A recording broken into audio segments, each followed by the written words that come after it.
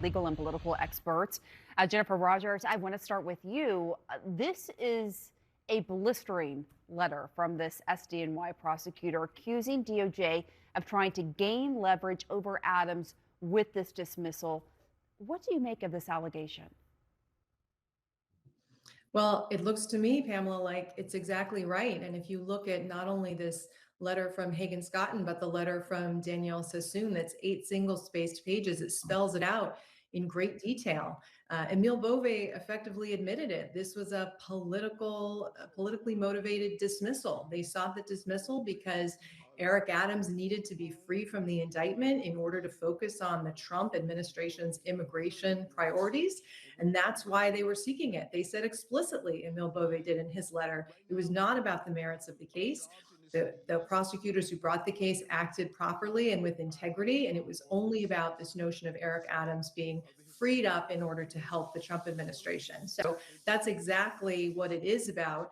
That's why Mr. Scotton and Ms. Sassoon were so vigorously defending their case and saying that ethically they were not in a position to seek its dismissal because it wasn't about the merits of the case at all, and it would be improper for them to go before a judge and seek a dismissal of a grand jury obtained indictment on that basis. Alyse, assuming DOJ does find a prosecutor willing to sign on to this dismissal, the judge in this case would still have to agree to this move. How potentially problematic could that be?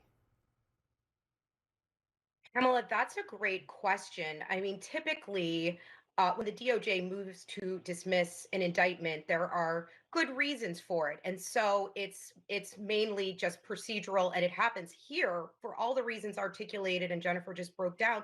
It's very suspect as to why this indictment is being dismissed. And, reviewing the case law, some of it was cited in Danielle Sassoon's resignation letter. There is a scenario where the judge could deny the motion, because remember, they have to do this by leave of court, meaning the judge has to accept it and grant it.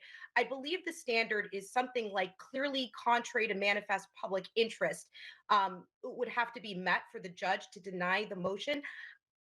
It's very difficult to say what the judge will do here, because practically speaking, if the prosecuting authority says they don't want to prosecute, how could they possibly go forward with the case? That's on the practical level, not on the legal level. So I think it's going to be interesting to see if there is any pushback from the judge, if the judge makes them, DOJ, articulate a more legally grounded basis for the dismissal, and what comes after that. So we're just going to have to see. And, these quid pro quo allegations from the prosecutors who resigned in protest, they're coming as Mayor Adams appeared on Fox and Friends with Trump immigration czar Tom Homan. Let's listen to part of that conversation. If he doesn't come through, You're up early anyway. if he doesn't come through, I'll be back in New York City, and we won't be sitting on the couch. I'll be in his office, up his butt, saying, "Where the hell is the agreement we came to?" Does this not sound like an agreement to you, Lauren? It's hard to tell, because if they're referring to the agreement of Eric Adams helping with the immigration enforcement, or Eric Adams agreeing to help because they dropped the case, only those in the rooms are truly going to know that, but it definitely wasn't a good look. And I think that is the optics of this in particular are really rough. The Trump administration has said repeatedly that they feel like DOJ under the Biden administration was weaponized, that they thought that they went after all sorts of different people unfairly. And so this is very much in line with that. However, it would be really beneficial for the Trump administration not to dismiss corruption charges, especially since this hasn't played out in court at all at this point. So I'm, like was said before, it's going to be interesting when this goes before a judge, whether this holds up and if they're able to actually dismiss this, because I think it's actually in the best interest of the Trump administration if the judge does not allow this to go forward. And Eric Adams does have to defend himself a little bit more thoroughly in court. Mm-hmm. Ashley, to bring you into this conversation, Mayor Adams released the statement today saying in part, quote, "I want to be crystal clear with New Yorkers. I never offered, nor did anyone offer on my behalf any trade of my authority as your mayor for an end to my case. Never." Do you buy that, Ashley? Listen, my advice to Mayor Adams is to heed the lessons from the former mayor of New York, who actually sold his soul to the dark side.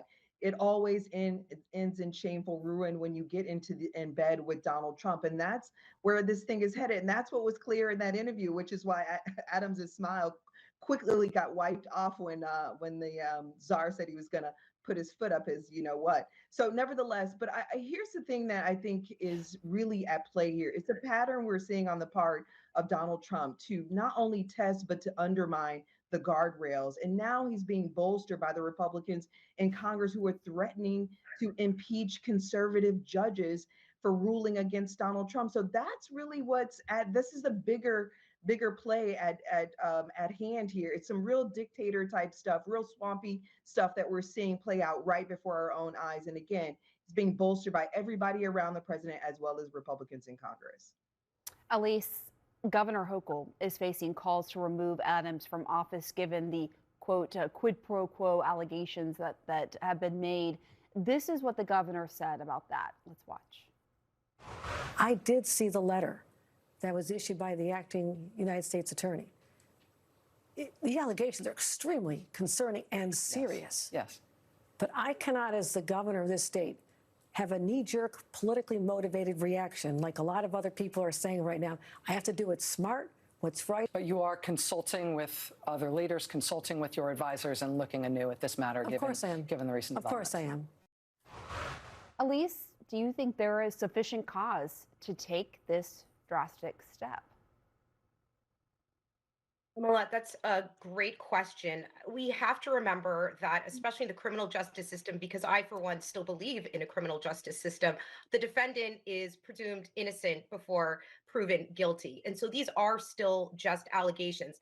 I will say the evidence is particularly strong in this case. I've read the indictment. Even Emile Bouvet could not attack this case on the merits when seeking a dismissal. So, again, I think that we're in a position where we can say it probably happened based on the evidence, but he has not had his day in court. And because of Trump's DOJ, he probably will not. And so it might be one of those situations where it's up to the people of New York to remove Mayor Adams in the upcoming mayoral election, which is, I think, a distinct possibility if the governor does not remove him.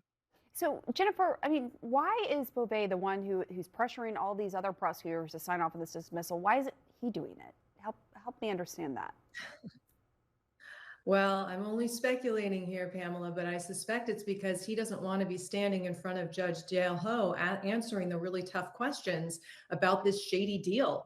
I mean, he's a former SDNY prosecutor. I don't think he wants to come home to his former district in this light. I think he wants to force one of his underlings to do so because this is a bad case. The ethics are highly questionable here. And I think even though he can, there's no reason technically why he couldn't just do it himself. They want to both have the kind of deniability of this was a decision or an action done by the lower level prosecutors. Of course, that's all gotten blown up with all of this out in the open in the last few days. But I think he really doesn't want to stand there in the well of the courtroom with Judge Dale Ho on the bench, asking him about the motivations behind all of this. That's my take. All right, we will leave it there. Thanks to you all, and happy Valentine's Day. Just ahead.